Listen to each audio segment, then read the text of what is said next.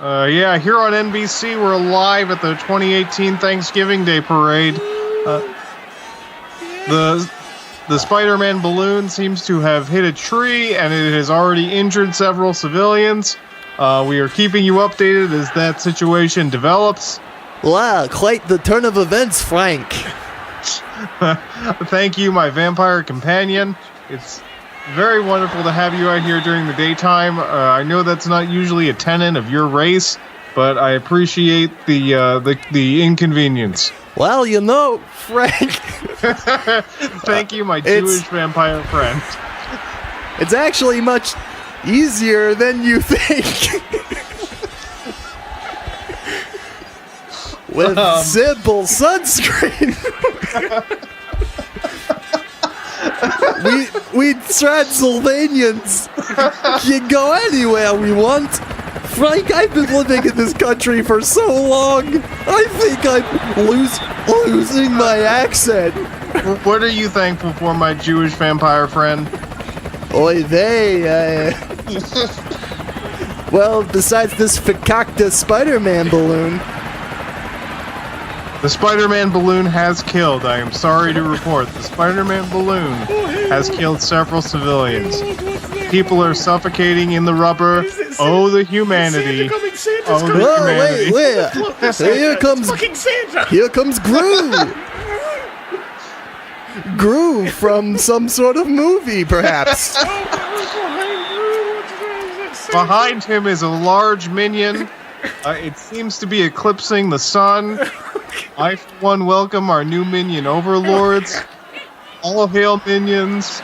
Thank you. The Spider-Man made the parade go for so long that we're gonna have to cancel the last float. No.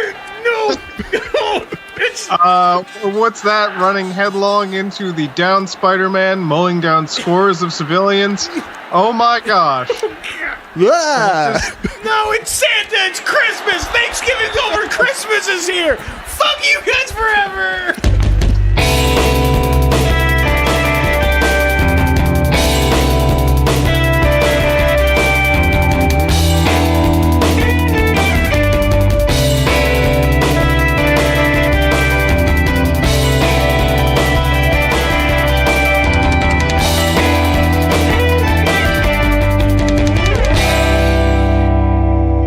Welcome to the Christmas season, everybody. We've been waiting for it all year long, and it's finally here. We've been waiting for you with our Christmas canes.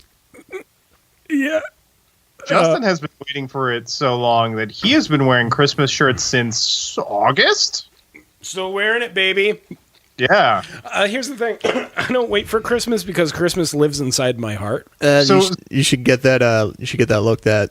You should get that checked out. If that comes with like left arm pain, that's a problem. Or like dizziness, or are you okay right now? You seem to be having some difficulties. I've got some gas issues going on. Justin was making noises before we started rolling that were very similar to his giving birth to a baby Frasier noise from last week, or no, 2 weeks ago. Is little baby Frasier 2 weeks old already? He's doing well. He's already learned to read and write. I'm gonna have to have. Never mind. What you're gonna have what? What? Some sort of get rid of. Okay, well, he's already born, Justin. Oh, but he's a little baby Frasier. Nobody wants a little baby Frasier. Yeah, so you're gonna become the Medea of this Frasier baby. Medea killed her children. So it's Greek mythology, everybody. I thought you were referring to Boo 2 or the first one. Nice. I'm such a Philistine that I didn't know about the smart version of what you meant, and was immediately thinking of Tyler Perry and wondering if he had murdered a child, and I had missed it. I mean, he probably has. Probably. How else does he stay so young looking? Jesus Christ. He's a vampire. What even is going on? It's December. It's...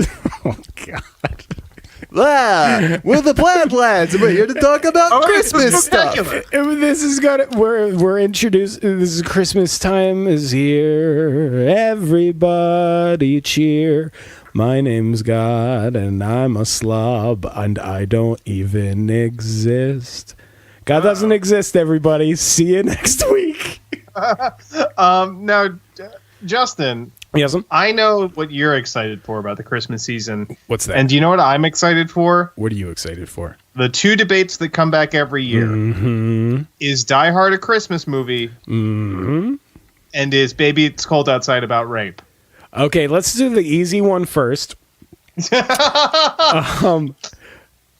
the thing about any song written before 1989. Well, no, I don't know, because when did Blurred Lines come out? Oh, it's 2013. You're right. So yeah, anything before 20, I want to say 17, is very problematic. I was thinking about that song, and I was thinking it would be great to make an appropriate version of it, where it's like, I really can't stay. I'll call you a cab. I'll see you Wednesday. Yes, that sounds good. Uber search pricing is really high tonight. So yes, I think that's a perfectly delightful Yuletide tune. Oh, wow. We got to the bottom of it real quick. No, it's shit garbage. I hate the way it keeps being covered over and over again. Like, it's this cute thing, like we find two new celebrities, usually across like generations or genres, and it's just like, it's how cute, how coy everybody's being. Oh yeah, that's so coy. Tony Bennett's gonna roofie the shit out of Lady Gaga. Here's another song I hate. I despise Santa Baby. I fucking hate Santa Baby. Thank you. It's pure garbage, disgusting, like capitalist grossness on top of like stereotyping. It's gross. Yeah, it's if your song is about how badly you want to fuck Santa Claus, like somebody's gone wrong somewhere. It's not even that, because I could get down with a song about fucking Santa. I've got several. Many of them. But it's that fucking Santa in return for material. Yeah, guys, you're both perverts. It's about an actual Santa Claus baby with magical powers. I did that before. Oh, Santa baby, you're a little baby that's weird. Oh dear. You've got an awful big beard. Santa baby, a goo goo gaga gee go go go. Did you do a great verse about a filled diaper? Yes. Don't put any coal in my stocking, Santa infant. It's shit. Santa newborn, your face is still scrunched. Covered in slime. Yes, from the vagina. Who's Santa's mom? I've got a whole theory on that, but I'm going to save it. All right. Is Die Hard a Christmas movie? Okay. This extends to... Okay, where is our positions? My answer is, fuck yeah, Die Hard's a Christmas movie. Yes, agreed. Well, fuck! I thought you disagreed. Why are we doing this, then? Are there any really good Australian Christmas movies? Because they have... No, because it's like the summer down there. Yeah, that's what I'm saying. I want to hear from the Plaid Lad Nation recommendations of Australian Christmas flicks. I want to see Christmas in the Outback. I want to see Sahara Sam. What's his name? Crocodile Dundee. Crocodile Dundee. Sierra Sam. I want to see Crocodile Dundee in his El Camino that they call something different, full of presents. And crikey, there's a kangaroo, mate. So there's got to be a Kangaroo Jack Christmas thing, right? Speaking of that, yeah. And you guys want to know the fucked up thing about Kangaroo Jack? Not particularly. Well, I'm going to tell you, so strap in. So the marketing for that movie made it seem like what was going to happen was an animated kangaroo was going to rap at Jerry O'Connell and Anthony Anderson the whole time. What that movie is actually about is like a money heist, and a random kangaroo steals it with like a jacket, and there's only one sequence where the animated kangaroo raps. And they marketed the whole movie that way. And it's in a dream sequence, and there was no talking kangaroo at all. It was just Jerry O'Connell and Anthony Anderson trying their best. Guys, what do you think would happen if you took an egg from a duck-billed platypus and put it in a kangaroo pouch to gestate? Would that make some sort of mega creature that was aquatic and had a bill? No, you'd get a dead platypus. It's Christmas, Justin. It's time for whimsical thinking. Jesus Christ. So, how do we feel Yes. about this time of year? Because the being in the trenches of retail during this time of year is enough to dampen anyone's view of the season and to keep the spirit. And I know it did for me for a long time, but I'm kind of just kind of getting over that. But what about you guys? What does this time of year mean for you? Does it make you happy? Does it make you feel a little sad? Does it make you feel a little anxious? How are we feeling? How are we doing? I don't know about you guys, but this time of year turns me on. No, it doesn't. Justin, do you have what's your opinion like? Is it good or bad? It's good. Okay, you first.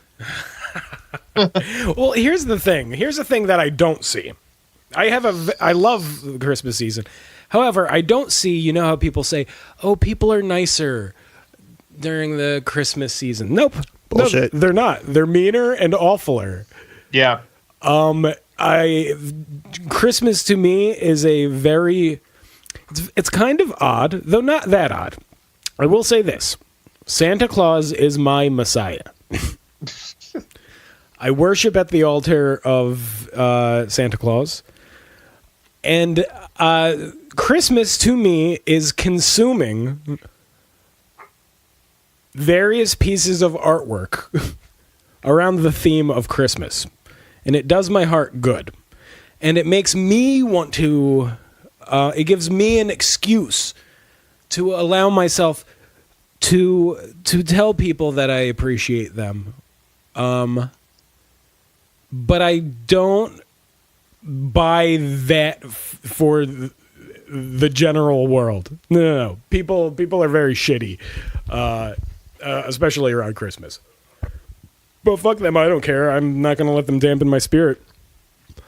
Justin has a song called Atheist Christmas, where he's got two versions. A classic one, written and recorded when he was, 20? Less? Teenager? Like 17 maybe? 17, 16. Still in high school. And then he recovered it for one of his Christmas albums, which he releases every year. He's really into Christmas, everybody. Oh, yeah. We'll get into it.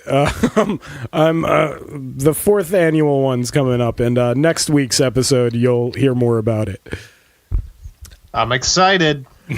I don't like Christmas. Being an Ashkenazi Jew from Transylvania. No, I'm not. This is your friend Tom, who's not any of those things. Christmas, it's all the standard things. I've got no insight here. It's just all the regular, pretty good reasons not to like Christmas. It's consumerism. It's imperial Christianity taking over for millennia's old pagan traditions. Something that, Saturnalia, where roles were reversed and titles and prestige was suspended for a day, sort of acknowledging our humanity has been co-opted into this thing, and now it's this. It's at best a religious holiday, and at worst a consumerist free for all. It's stress. It's money I don't have. I get a bunch of shit because everybody feels obligated to give me gifts, and then I have to store it for an appropriate amount of time before selling it or throwing it out. And it's a stone bummer. If there's a good part of it, it's usually that some family member who's far flung comes home for a bit, and we have a big tasty meal together. But besides that, I'm not for it. I will say though that this year, the first grandchild, the first nibbling, the first my niece was born, and I have a feeling that the introduction of a new generation will reinvigorate the Christmas spirit for one and all. One and all. Ah! So on my end, I really enjoy Christmas, but I have a love-hate thing because, like I said, I'd worked retail for so long, so Christmas just meant people were going to scream at me. And I've come to understand, part of the reason why everyone's shittier on Christmas, like you were saying, Justin, and you were saying, Tom, is because everybody's spending money they don't have. Yeah. Like, everybody's going into debt to buy Christmas decorations, Christmas presents, the food for the big-ass meal that you have to serve.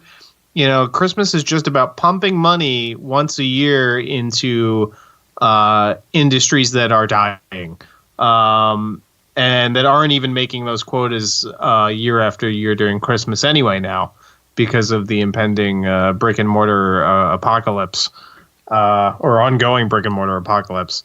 So it makes people on edge. It makes people angry. And some people just genuinely, like Tom, don't like the holidays. So everybody has this weird thing where there's this sort of contest between those who are sort of on edge and sad and angry or just not for it, and those who are festive and joyous and want the season to sort of retain some of its enjoyment. And I'm here to say, kind of like South Park, why not both? Maybe both sides are a little wrong. Porque no los dos. No, fuck that. That is the middle ground fallacy. There is a right answer here, and it is my answer. Everyone shut the fuck up. Here's what Christmas is. The movie A Christmas Story, right? At the end, everything goes wrong on Christmas Day. The turkey is eaten, and he shoots his eye out. All of that at the very end of the movie. Racist to Chinese people. Yes. At the end of the movie, the mother comes downstairs and the father's sitting there in the dark and quiet and the peace, and she sits on the arm of the chair, and they just look out the window and there are lights and the snow is falling down. It's about a certain peace, a stillness. It's a gorgeous thing. Justin, that's the TV version of the movie. They have to cut out by far the darkest scene of that film. Let's just say the father's an angry drunk. Yeah, Darren McGavin really fucking gives it to that kid. The little one. I won't let you ruin this for me. Did you know that in the Netherlands, or is it Belgium, that I know where you're going. Santa Claus has a African slave friend? Yes, I know. I believe that's Finland. It's somewhere in that area. Yeah, it's either Belgium or Holland, and they are hanging on to that. They are Zwart Piet. Zwart Piet. Here's some other fun global Christmas traditions. Santa has a Christmas tree. This goes for literally. Here's the thing: people who wanted to take a shit on Christmas because it's nice and fun, and because everybody likes to jump on board, because you yourself are a coward and are buying into the capitalist bullshit. You are hook, line, and sinker stuck into that capitalist thing, and the only thing that you can make yourself feel better about it is to shit on Christmases and say, this is shit. Well, why do we have to do this? You don't have to. You have a choice. And if you're buying into that capitalist bullshit dogma and shitting on the good, pure joy, that's exactly what the right-wing extremists in power want you to do. They are sowing fear and anger and hatred to keep you pacified and consuming. You have a choice out there this year for Christmas. You can be another cog in the fucking machine, or you can fill your soul and heart with joy and love and peace. You have the choice, ladies We're and going to gentlemen. survive. We're going to live on. Today is our Independence Day. Da, da, da, da, da. And I'm crazy Randy Quaid. Let's go blow up an alien. I'm back. Plaid lads go to the movies? I don't know. Let me check the time. Really got a lot of work to do. My phone's being weird, guys. Oh, All right, here we go, Fandango. Do you have Movie Pass still? I still pay for it, but I haven't used it. Like, I don't think ever. Do they take it at all the theaters? Not all of them. So where are you looking to go? What do they even call? They keep changing the name of the place. Is it AMC now? Is it Carmike? I don't know. Carmike Rave, I think. Just put in the address. Put in the address. Does it come up there?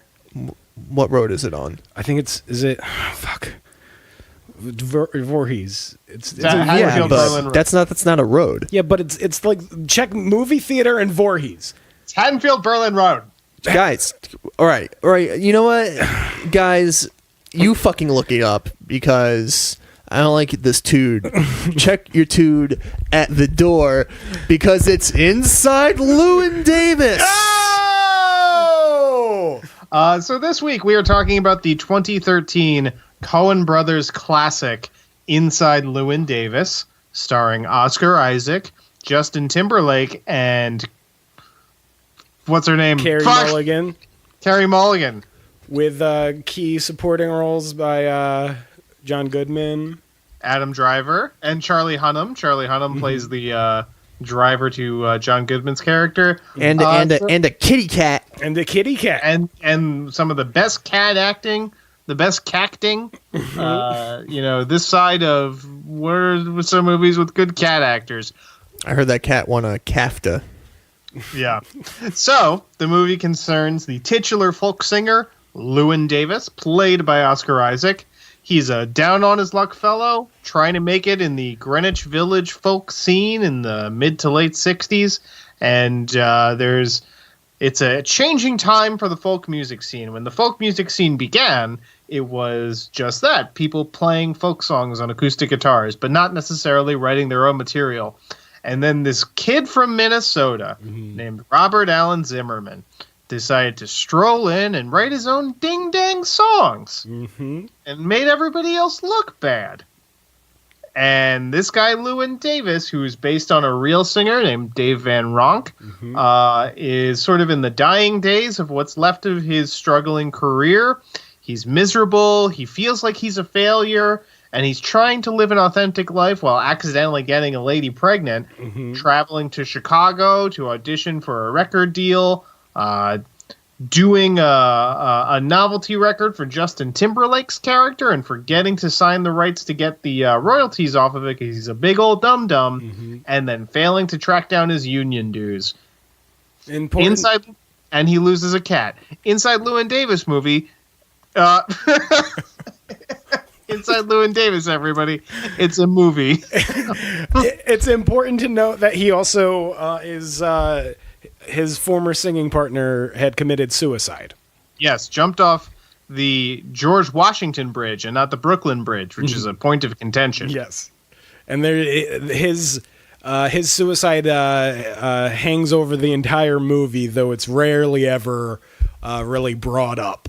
Yes. I want to talk about that suicide for a little bit because if you'll recall, there are characters in the movie that are older college professors who let Llewyn stay with them, usually to have dinner, and the cat that he keeps losing throughout the movie is their cat. They're an older Jewish couple called the Gorfines. And they kind of do a little bit of a gross thing where they like to show off the fact that they have a musician friend. Yes. So whenever their fancy older people come over for dinner, they kind of nudge and prod Llewyn into performing. And they start singing along with Fare Thee Well, Dink's song. which was one of the songs he did with his late partner, Mikey. And there was a critical dust-up when this movie came out. Began by Fart in My Face, David Ehrlich. Terrible. Hate him. David Ehrlich, ew, thumbs down. He said that the Gorfiends are Mikey's parents, which is wrong and stupid. Oh, that's incredibly dumb. Where does that come from? He believed that it wasn't even just subtext, that it was text, that they would start singing along with that song and get emotional, therefore they must be his parents. That's really dumb.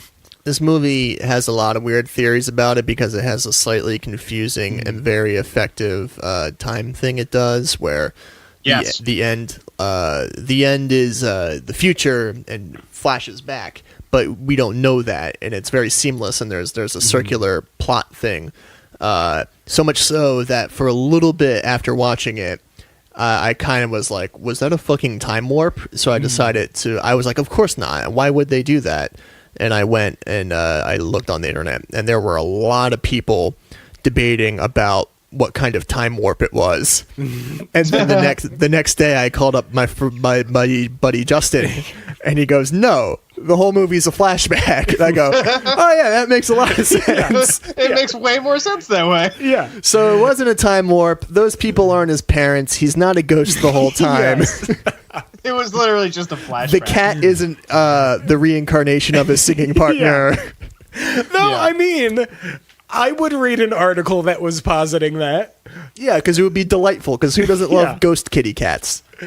This is a wonderful movie. We can't really talk about this. Well, I mean, we can, but we shouldn't talk about this movie without mentioning "Oh Brother, Where Art Thou?" The Coen Brothers. No, Justin, we shouldn't talk about that. The Coen Brothers' previous foray into folk music-based movies, which these are basically, this is a spiritual sequel to "Oh Brother, Where Art Thou?" Whereas "Oh Brother, Where Art Thou" was almost magical and was sepia-toned, and was about almost like the characters within folk songs, and the origins of it. Inside Llewyn Davis is the generation that came up on that music, and instead of it being sepia-toned, it's like got a gray, soft focus, beautiful, dreamlike quality to it. And a lot of the musicians who worked on this film were, ironically, musicians who were inspired by and created the late 2000s folk music revival, which many of them point to "Oh Brother, Where Art Thou" for introducing them to this kind of folk music. So it's a nice little circular nugget within there. Yeah, that's actually a good point. I had never really squared the circle on that timeline before, but that's interesting because you're totally right. It was the "Oh Brother, Where Art Thou" soundtrack. The Cold Mountain soundtrack, if you recall, was also pretty crucial to that. And there was a compilation of folk songs and sea shanties that a lot of famous people got in on. I can't remember the name of it, but it was like U2, Nick Cave, Tom Waits, I think. Tom Waits, yeah. There were a bunch of songs like that on there that kind of was in that early to mid 2000s period when suddenly we were all about this kind of music again. And then one of my favorite just sort of bada boom, out of nowhere, not expecting it the first time I saw it, scenes in movie history was at the end, just before Llewyn is assaulted by what we find out from the beginning of the movie is the husband of a woman who Llewyn had drunkenly insulted and heckled. Yes. As he is walking out of the Gaslight Club, which was a real club in Greenwich Village in that period of time, there is a wild-haired man who has a nice nasally singing voice, and he's playing and strumming that guitar on stage, and you don't see his face, but you know who he is. Yes. And I thought, this movie is a fucking masterpiece. Dewey Cox. Dewey Cox. It's Walk hard. It's you sillies. It's Robert Zimmerman, Mr. Bob Dylan, which, knowing the history of the folk music scene adds a lot of layers to that ending. Because Llewyn Davis is based loosely off of Dave Van Ronk, but that's not entirely accurate. The character is nothing like the real Dave Van Ronk. Dave Van Ronk was a boisterous, like storyteller of a man, very gregarious. What this movie's truly based on is Dave Van Ronk's memoir, The Mayor of McDougal Street, which all of the plot points of this movie are taken from his life. Going out to Chicago to audition. I think there was a cat involved. Yeah. But that ending, what that means for the character of Llewyn Davis is something which he hates, which is he's going to get so much money because Bob Dylan is coming around. The folk music scene was going on, but it was not nationwide. It was not the huge thing that it would become. Once Bob Dylan comes along and makes it insanely popular, Llewyn Davis is going to get a record deal like that. And he's going to have to live his life off of that, which he is going to hate. But he doesn't have to go back into the Merchant Marines. He is set.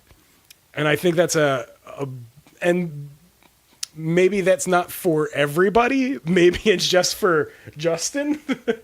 But I think it's a brilliant ending that is only there if you kind of know that sort of history, though not fully. Anyway.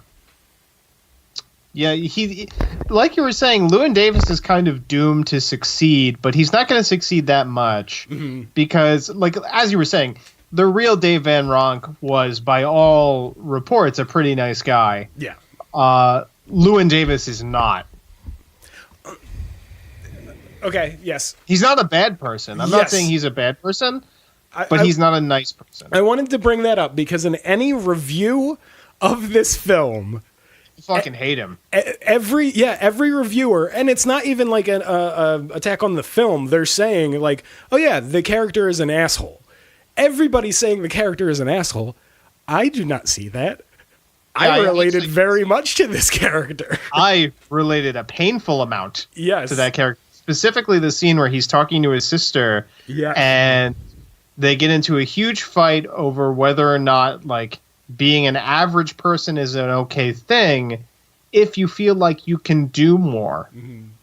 And he has always felt like because he had talent that he was able to do more, or he would end up like his dad, which is kind of, it's implied because his dad is suffering from a degenerative brain disease in the film, some form of dementia. It's implied that his father was unhappy with his life and that he lived inside of a very safe confines. And Llewyn, by being an artist, is sort of rejecting that or trying to. And he's never felt quite happy with wherever he gets to. He always feels like it's not a good fit. Like he's never quite comfortable in achieving some success. Like he's given a huge opportunity, which is to be part of a novelty song, which was like a huge thing back then. But he fucks it up and doesn't sign the royalties correctly. Mm-hmm. He when he's recording the song, he says something to the effect of like, who wrote this fucking shit? And it's Justin Timberlake's character. He says, I wrote it. You know, that's the point of the song. It's not supposed to be a great song. It's supposed to be a novelty song. Mm-hmm. And that song goes on to become a huge hit in the world of the film, as it should be, because we'll talk about it, but it's awesome and hilarious. Mm-hmm. Please, Mr. Kennedy. Yes. So I super related to this, never quite feeling that you fit somewhere. When you achieve something that you want, feeling like, is it enough, or am I doing it right? You know, he's a character who is constantly at odds with himself. And the way he relates to the world can be sort of through anger and sort of reacting hostilely. But it's a justified anger because his best friend and his musical partner committed suicide very tragically. And he lost something important to him. Yeah, I think everyone can fuck off. He's fine. The thing he shouldn't be doing is having sex with Justin Timberlake's girlfriend and getting her pregnant. That's a dick move. Which, though, there is the line that Carey Mulligan is like attacking him for it, and he makes the very important point that it takes two to tango. It does. It does. Yeah, the way he puts it in that scene with his sister is, what, you want me to just exist? And that one hit home because that's the way certain things feel. Yeah. So like it's in a class of film and media and other things that I really relate to and thus cherish.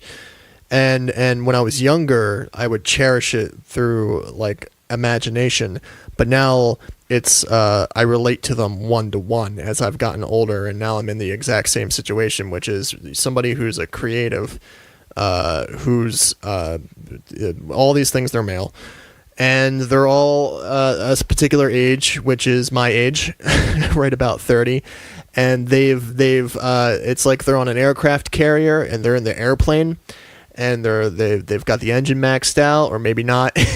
And they're running out of boat, and the plane is just going to go off. They're running out of time and patience from their support system.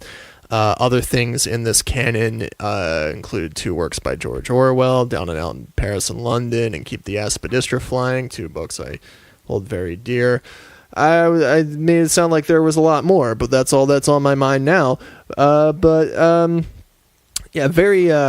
that's a good read. Go read that, everybody. But similarly, a creative of about 30 in an urbane setting dealing with survival poverty.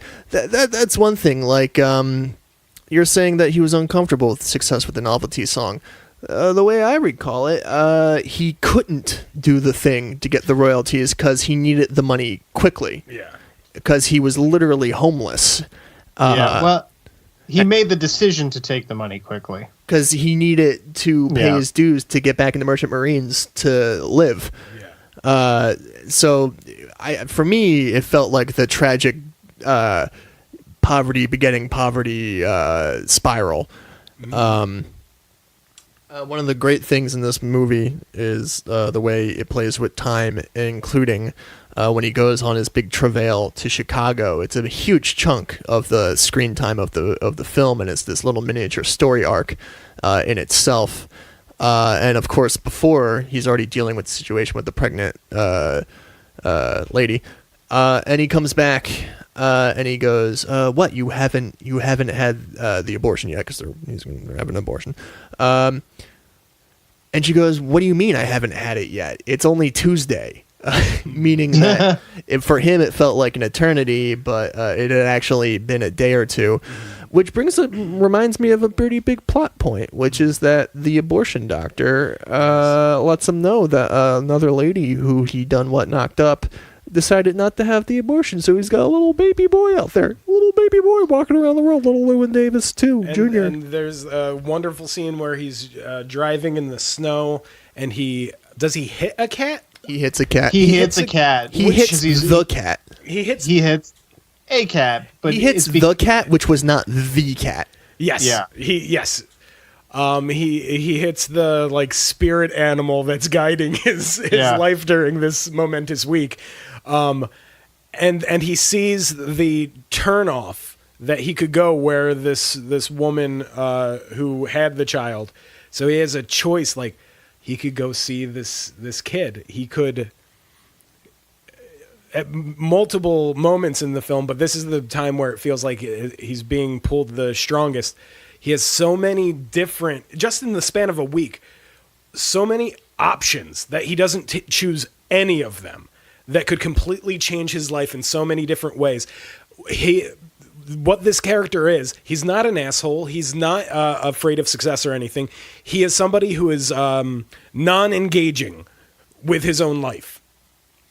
Yeah, his solution is to go back to the village, get onto the open mic bill for a paltry amount of money, pass the hat, and then just to nihilistically get drunk and heckle the talent, out-of-towners who have come in to take their shot at the still burgeoning scene, and he's just hurling abuse at them.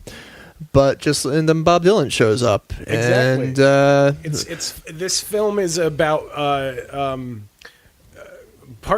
somewhat about fate. the future is learning to wait around for things you didn't know you wanted to wait for.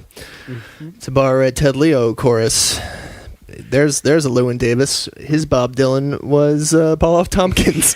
I want to say about this film in terms of this is the best film I've seen besides the movie Frank. Not you, Frank. Oh, yes. No. The papier-mâché head guy. Yes. Although that papier-mâché mask does look like Frank's actual head. It does. It looks like my real face. It's pretty weird. But that movie, Frank, and this movie are two of the best representations of musical performers. Oh, also Scott Pilgrim. Those three are the best, or at least spoke the most to my experience in making music. We'll get into it. I'll get into it a little more once we start talking about Dave Van Ronk. But I used to have a singing partner. We were a folk music duo. Shout out to Kate. And when I first saw this movie, I saw it by myself because it was a huge thing for me because I was a fan of Dave Van Ronk and the Coen Brothers. And so I saw it by myself. And at the end credits, it was just a bunch of old people in there with me. And I heard them behind me saying, referencing me, because I was just sitting there watching the credits. I think he relates to this. Oh, no. And I was wearing a pea coat. And oh, God. I fucking love this film. So much of it spoke directly to me. And then my singing partner moved away. And then I watched the movie after that. Now, the singing partner did not commit suicide. She's alive and well. And but I felt so much like Llewyn Davis, so completely musically. Tom's bringing me a guitar. so alone.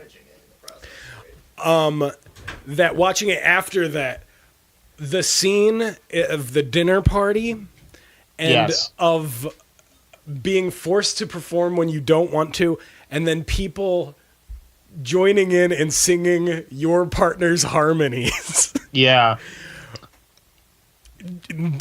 Just made me so nauseous watching it after it. It's so fucking accurate. It's really uncomfortable. It's so fucking uncomfortable. That's a really, really, really specific thing to relate to. Oh, no, but so much of it throughout the film of people saying, like, you should get another partner. People basically saying, we liked you better.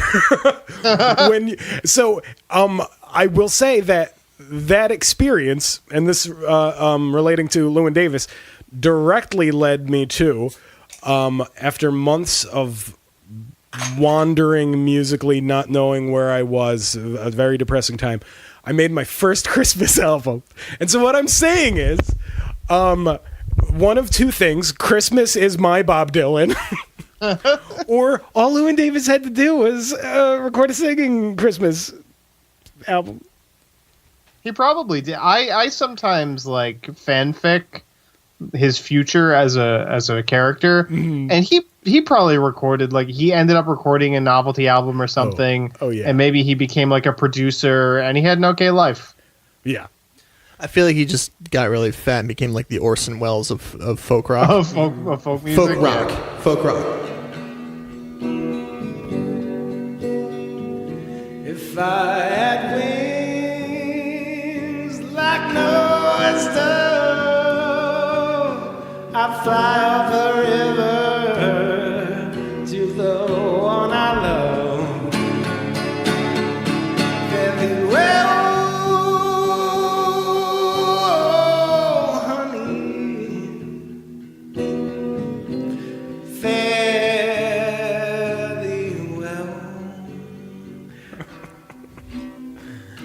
This week we're talking about 1964's Inside Dave Van Ronk. Recorded by Dave Van Ronk in 1962. At the same time they recorded Dave Van Ronk, folk singer. And then they waited 2 years and released it. The original only had 12 tracks on it. Subsequent reissues have a whole lot more. Folk album, so all the songs were written by folk. Dead people. This is very comforting. I like this. Keep going. Yeah. The cover has a picture of Dave Van Ronk And a cat. and a kitty cat. Inside Llewyn Davis truly is. Let's make a movie purely based on a picture. A picture. The Yes. folk music scene of the 50s and 60s was very important to me. I loved it very much. Personally, as it was happening. Yes.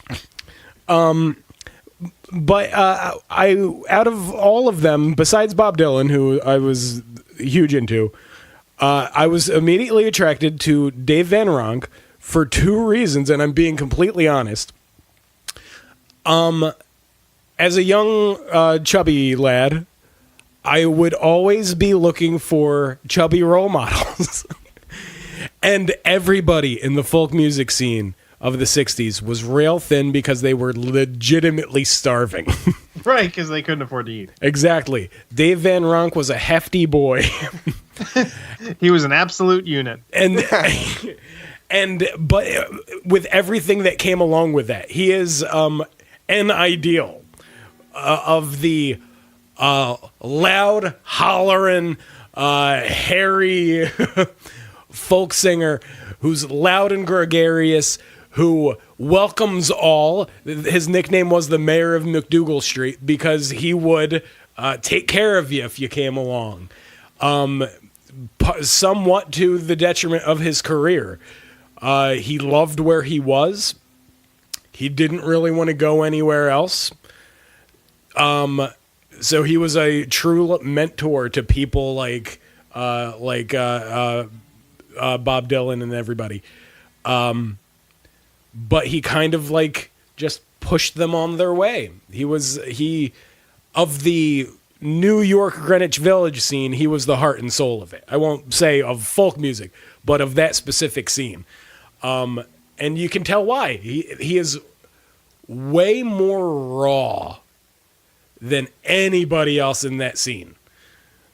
And that's the thing about a folk singer, at least as defined back then, before Bob Dylan changed what that meant. A folk singer takes old material and lives it and interprets it. That's why when we talk about albums now, albums are curated and fit together. There are concepts behind them. As you were saying, like he recorded this and they released it 2 years later. That's because they would go into a recording studio, think off the top of their head, what song do I know, play it and record it, and then just put it out there. There's something so incredibly beautiful about that is one of my first loves in music. And there's a specific image of Dave Van Ronk that is everything to me. It's and everything I would want to do in music and in life. It's him, bearded, with his foot up on a stool, with a guitar on his knee, and his mouth wide open, yelping. It's wonderful. That's all I have to say. What do you guys have to say? This is much like you, Justin. This era of folk music was something that I became very attracted to as a teen. Mm-hmm. Although my entry point was Bob Dylan, and I kind of went further back from there. Same here. Okay. Yeah. I had actually never heard of Dave Van Ronk before Inside Llewyn Davis, mm-hmm. so I didn't get that far into it. I was one of the things I liked about Inside Llewyn Davis is you could be like, oh, that's Justin Timberlake, the one guy, and Carey Mulligan are clearly supposed to be Peter, Paul, and Mary. Yeah. And the Irish guys at the end in their cable knit sweaters are clearly supposed to be the Clancy brothers. Yeah. Pretty cool. But I'd never heard of Dave Van Ronk until I had saw this movie and researched it a little bit. So I immediately went to listen to Inside Dave Van Ronk. And what I was struck by was how unprecious his vocal delivery is, and how the whole presentation of what he did was, because even back then there was a slight tweeness to the way the original folk scene sort of presented themselves. Like, they knew that they were these modern people playing old songs, some century-old songs, and they were trying to bring them into a modern context, but there was always like a knowing sort of wink to it. Yeah. There's none of that knowing wink with Dave Van Ronk. There's no irony. There's no pretense of anything. He's connecting, to me, it feels like he's connecting directly with what those songs were supposed to mean and how they were supposed to feel. Exactly. That's the thing about, like, especially that era, because it's the stereotype of, like, the sewn-on leather pouches on the elbows, like the 30s Dust Bowl, Woody Guthrie, Leadbelly type folk. That was legitimate people in coveralls and dirty and migrant workers playing songs that were theirs or were passed down from generation to generation directly. The 60s folk music scene was an intellectual scene. It was academic. That's the thing that I kind of love about it, is that these people like Dave Van Ronk are not just musicians, they are historians, anthropologists, and him more than anyone else. It's the sort of thing of hearing something, listening to something and hearing it. He heard that music, and because it's alive, it continues to be alive, but so many people don't get that and just are cold fish with music, in terms of there are people who are technically better than Dave Van Ronk. But he is technically great, but he does not let that get in the way of emotion. Yeah, it's really remarkable in that sense. Music sucks. Everything's dumb. I am Justin. Here I come. This week on Frasier created is Frasier is not sure what to do. He meets a new person who's an important character. Should he endorse a thing or not? He's conflicted. I forgot to watch this episode. This week on Frasier, Crane loves Lads Selling Out. It's season 1, episode 9. Take it away, lads. This is the first episode with a main-ish character of take it away. Yeah, so this week we meet Phoebe Glazer. Mm-hmm. She is Frasier's agent, although she is not at the beginning of this episode. She's actually Bulldog's agent. All this starts when the on-air talent are asked to read copy for local businesses, and Frasier has a little bit of a crisis of ethics on whether or not he should do this as a physician and a psychiatrist and a respected man about town. So he decides to go and try things out at a hot tub place, Chinese restaurant. By the way, how about that super offensive rant from Bulldog where he does a Chinese accent? Yeah, that's it. We're hitting a period of the show, this early period, where a lot of the jokes just don't age that well. Yeah. Well, they do. Roz's response is, well, we're getting sued this time for sure. Right, yes. So, I don't know. Is that a mea culpa? I don't know. It's gritty. It's like real life. And So we meet Phoebe, and she's acting like an old shoe that Frasier's been wearing for years, and they even reference this, where they're arguing, and Phoebe goes, "How long have we been together, Frasier?" And he goes, 6 days. 6 days is all we've been together, Phoebe. Don't behave as if you're my old friend. You know what's a funny thing about this episode? How do you know that didn't happen, Justin? You didn't fucking watch it. I've seen it, but so okay. Is this Frasier talks like this? This isn't the episode where he hosts a show and there's a funny monkey in it, right? That's a great No, one. that's a later episode. That is also this episode, Justin. You know who is in this episode playing Phoebe Glazer? The lady who would go on to play the drunk lady in Phantom Thread, everybody. It's the same woman. Yeah. I said the same Basically thing to the same myself. character. I said, oh, it's Phoebe Glazer. Oh, wait, no, this isn't Frasier. This is the Phantom Thread, silly.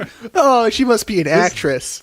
This is the Phantom Thread cast. We're going to talk all about that mushroom omelet. It looks yummy. I never wanted to eat mushrooms more in my life. Maybe it's because I'm suicidal. He doesn't die. He just shits himself a lot. Shits himself and has to wear diapers and he's got boners and shit. I'm into Yeah. it. What are we talking about? Okay, so tell me this. Whenever the BB it's BB? Whenever knows? Who that cares? character comes around, they always. I think you just mentioned it. How she has an interaction with Frasier where she's Satan and tempting him, and it's always so delightful. Yeah. Yeah, she's a master manipulator and a great flatterer, and she plays into Frasier's vanity. There's another weirdness in this episode with the introduction of BB in that this time around, it's really sexual. Like, BB is like into She's all Frasier, over. and Frasier is kind of into it. Like, it's kind of working.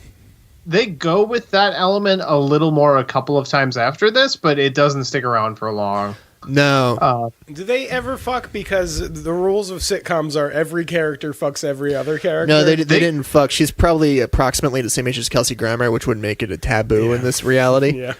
Right, because Kelsey Grammer had the Jerry Seinfeld rule for his sitcom Jesus. paramours.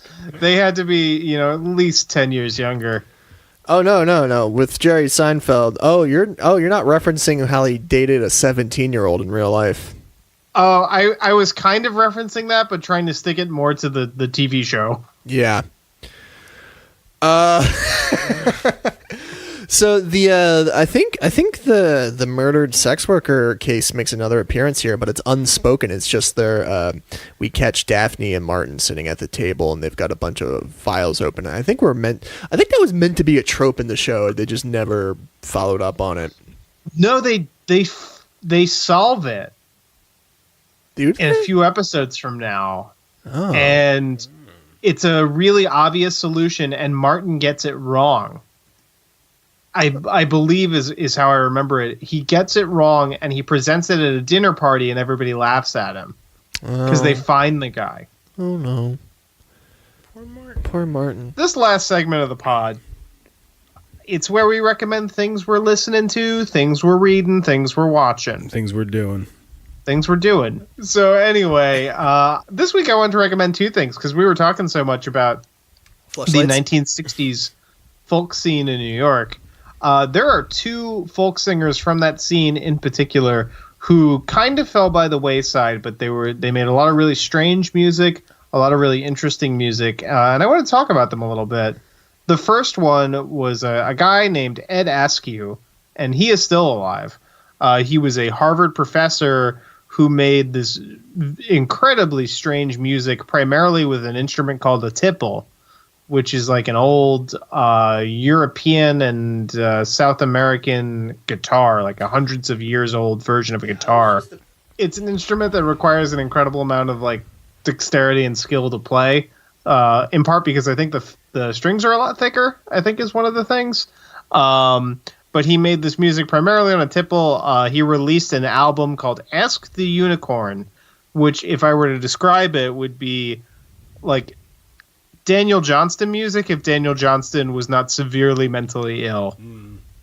It's like that same kind of odd, ethereal, twee, strange, almost childlike vision of the world and people's place in it. But the music is very beautiful and very interesting, and he has kind of this weird singing voice that accompanies it. And he's still making music today. He still gets around. He did an EP with Sharon Van Etten a couple of years ago. Still does stuff on Sub Pop and Drag City and Ed Askew. Of course. But the other guy, much more tragic guy, a guy named Jackson C. Frank. And he released a self-titled album called Jackson C. Frank. He was good friends with Paul Simon, so much so that Simon and Garfunkel covered a couple of his songs. But he made a lot of really dark, weird folk music that was just kind of the product of like one dude, a guitar, and like his sort of weird mindset. And his music was so dark and weird that it was a key part of Martha Marcy May Marlene, where the John Hawkes character plays a lot of his music to his cult of harem of women who he then rapes after playing these songs. It's wild stuff. But yeah, Jackson C. Frank and Ed Askew, check them both out. Yeah. Justin. I got nothing. I listened to Unicorn by Tyrannosaurus Rex. It's great. I thought that was going to buy me more time. Also, I just got a game on Steam called Bro Force. It's that game is so fun. It's gameplay wise a cross between like a super violent like Contra platformer and like the game Worms. Yes. It's completely destructible environments, and it's all like satire on like action stars. It's great. It's fun. Yeah, the characters you play in the game are action movie heroes, like actual action movie heroes. Yeah. So there's like Terminator or Neo from that movie. Yeah, Mr. T is in it. Mm-hmm. Chuck Norris, Blade. Yeah. Will Smith's Men in Black character. Anyway, Tom. So I'm actually just going to plug a couple musicians I know because I just played a show with them. Who knows? Maybe it was my last show. I don't know. God is cruel and likes to ruin people's lives. So I'm going to recommend, I mentioned I played drums for somebody a while ago. This is the same band. It's a project called Hat and Boots. Hat and that's an ampersand, Boots. It's a reference to a Walt Whitman poem, I believe. Not a reference to country western bars. And it's beautiful, very thoughtful, very thoughtfully composed. I guess indie folk. It's kind of in the same vein as folk. Yeah, he's a great friend of mine. But don't let that bias your opinion. I don't like lying to people, so I could not look him in the face and be his friend if I didn't actually respect his craft. So he's a great musician. Highly recommend him. Tim, you can leave now, Tim. I said it. And put the gun down, Tim. And then the other guy I played with, his act is called Bucolic, and it's a auto describer. It's an autonym. It describes itself. It's a bucolic textural kind of, the way I described it is if Brian Eno produced My Bloody Valentine. That's the way I put it. So it's ambient, dreamy, but not in the glimmering, sparkly variety, in the bucolic variety. Those are my two plugs for the week. So you can find us, follow us on Twitter and Instagram, and fuck it, our email, All of it is Plaid Lads Pod. At Plaid Lads Pod on Twitter. Instagram. I am at Frank McDevitt on Twitter. My current display name is Holiday Spice Podcast Boyfriend. Changing it up every month. Nice. Don't forget to rate and review us on iTunes. That actually makes a pretty big difference. Mm-hmm. You can hear us wherever you get your podcasts from. Send us emails. Yeah. Please do. Let us know what you you exist. think, what you want us to talk about. If we say something that you can relate to, let us know. Exactly. Start giving us some feedback. We'll read some stuff on the air. If you have suggestions for like Criterion films you want us to watch. Are you a musician? Do you have a band? Fuck yeah! Send us your fucking Bandcamp links. We'll put your fucking song in our podcast. Fuck yeah, we'll review your album. Do you have opinions about comic books? If so, email me so we can fight. We are all so lonely. Please, dear God! Why do you think we're doing this? We need these friends. We need you. We need you, friends. Come back. We want you. We love you. We love you. Bye. Bye.